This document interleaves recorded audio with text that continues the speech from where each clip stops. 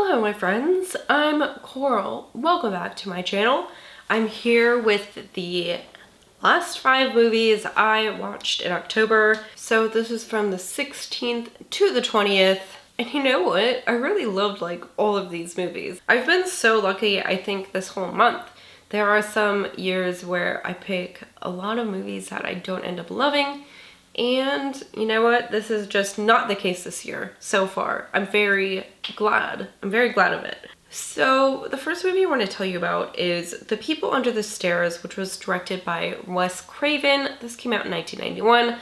Wes Craven, of course, is most well known, I think, for the Nightmare on Elm Street series. However, I think that this is my favorite of his works that I've watched so far. It was such a blast. This is starring Brandon Quinton, Everett McGill, let's see, AJ Langer also, Sean Whalen, Ving Rhames, I think that's about it. So this is about a family who lives in basically a slummy apartment, and they're late on the rent, and that means that they are going to be evicted. But the problem is that their mother is sick with cancer, and what are they gonna do? They can't find another place to live right now. So the son of this family, he's young, he's gotta be 13, 14 years old. He gets caught up in sort of this burglary scheme. They think that the landlords who own their apartment have a valuable coin collection that they're going to steal. But when they get to the landlord's house, things are very weird. Everything is locked, but from the outside, as if they don't want the people inside getting out. And it's very strange. There's lots of booby traps and stuff. And the family inside are also very weird. There is a mom and a dad and their daughter Alice, but also there are these strange people living in the basement. And boy, this was just such a romp. It's not like a horror movie where you're going to be scared by things, but it is more of an action-y horror movie, I think. It was just such a fun time watching it though. It's one even that once I got about halfway through, my 8-year-old walked in, and I thought it was okay for her to watch from, what I had seen, and she even enjoyed it. There is some rough language a little bit at the beginning of the film. Not anything that adults, I think, can't handle, of course, but probably a little sensitive for kids. Anyway, I thought it was great. My kid thought it was great. It was a great movie. Then I watched something that I've seen a couple times. This is Ichi the Killer, which was directed by Takashi Miike, and this came out in 2001. This is about, this really follows this hitman for the Yakuza. His name is Kakihara, and he is really, I don't know, he is sadistic, but also he's masochistic. And he's very upset when their boss goes missing, because their boss is the person who would beat him up the best. And so he's really kind of missing that. But also he is the person who, tortures people that his partners bring back, for information and stuff like that. So he really likes to deal it out and to take it. And he's one of the most memorable characters in a movie, I think, that I've ever seen. He has this bleached hair. He's got these piercings that hold together his cheek slits. He has cut off part of his own tongue, and he wears this purple duster jacket everywhere, this bright, it almost looks like windbreaker material, it's almost metallic or opalescent, I guess. It reminds me of a pair of shoes I used to have. So he's really just a character. So Kakihara is looking for his boss, and eventually we find out, we know from the start, so this isn't a spoiler, that the boss is dead, and this other hitman that they call Ichi the Killer, he is just this stunted weirdo with a lot of issues. He is the one who's killed the boss, and he is killing lots of people in very brutal ways. And yeah, basically, you know, Kakihara has to face Ichi, who is this, I mean, they're both just psychos. And it's a great movie. A lot of the effects look very cheesy now, but I think that's okay. It's very over the top with its gore and its violence, but I think, you know, that's kind of what I've come to expect from Miike. His movies are always very strange and gory and have a lot of weird relationships between the characters, and I mean, that's kind of what Ichi is. Plus there's, you know, this crime thing going on because it's between these two gangs. So, you know what? Another goodie, but one that I knew I would like because I've seen it like a few times. Okay, so the next movie I watched here was one of the Hulu original movies. This one was False Positive. This one was directed by John Lee. It came out in 2021, and it is starring Alana Glazer, who I love. She is in Broad City. She's hilarious. So, you know, going into this, I'm really not sure how she will be in this role. Not because I don't think that she is a great actor, but because I've only seen her doing funny, kind of like irreverent stuff, and this was very serious. I'll get to that, but it also has Justin Theroux, Pierce Brosnan, who else? Gretchen Mol, a woman named Zainab Jah.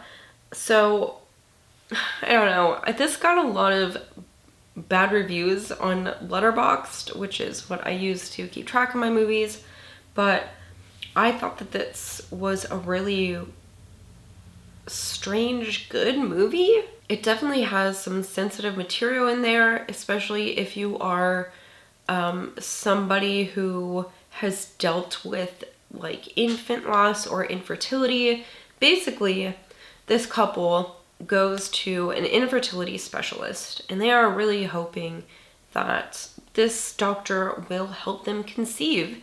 And they are able to conceive, but things are very weird and wrong. Man, it just, I can't tell you exactly how some of this made me feel because I don't want to go into spoilers, but it is disturbing when you find out what's been going on. But I will say that it was not entirely unpredictable. I basically figured from the start, but you know, when you get down to it and when these characters find out what's been going on, it is very intense and stressful, I think, to imagine something like that happening. And I guess, kind of as a full disclosure, I have gone through infertility procedures, not exactly the one that this character had to, but there is just a level of trust that you have to have with your healthcare provider because they have this access to you that it makes you very vulnerable. So that could also be a reason that I really enjoyed this movie and I felt like it was very impactful, was because of my personal experiences with that. But I thought this was great. I thought it was well acted. There are these parts where you're really not sure what is happening to the main character, and it makes it a little mysterious and kind of like surreal. Yeah, I don't know. I really enjoyed it. Okay, the next movie I watched was Demons, which is a 1985 film directed by Lamberto Bava, who is the son of Mario Bava.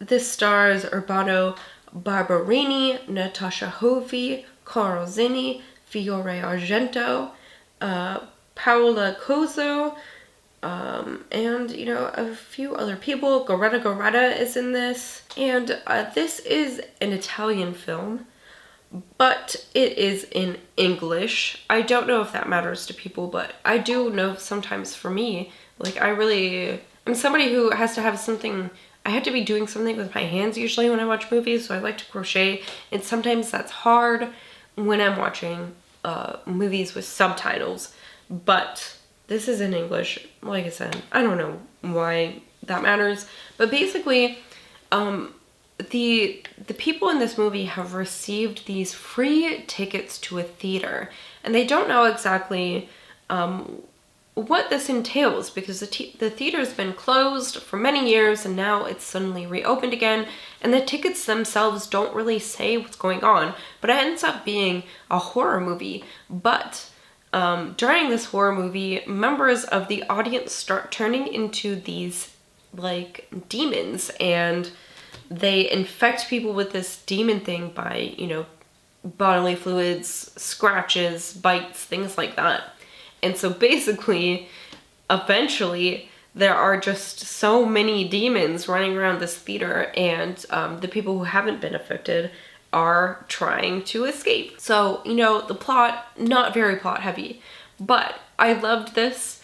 It has really great practical effects, lots of like bladders under the skin, and lots of like goopy green barf, and scratching, and it's got this really strange like power metal soundtrack with like Motley Crue.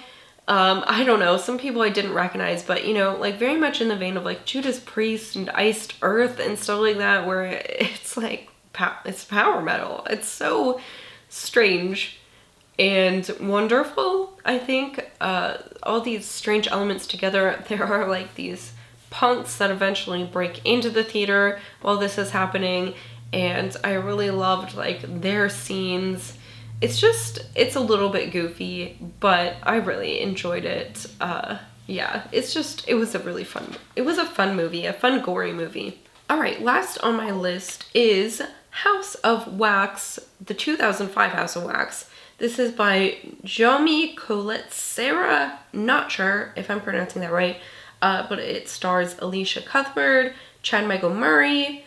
It's got Brian Van Holt, Paris Hilton, Jared Padalecki, and yeah, I mean, this is a classic.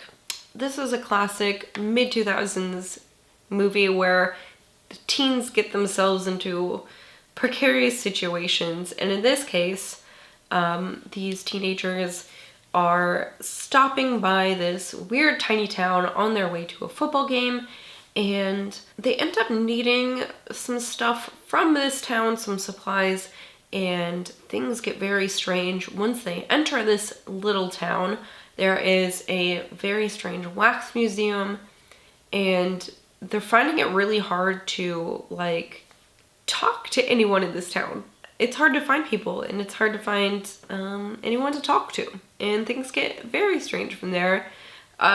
This isn't a masterpiece. It's a teen movie. You know, a lot of the scenes with the teenagers interacting with each other is just kind of, I don't know, I don't need it. But once they get to the little town, things start to go wrong.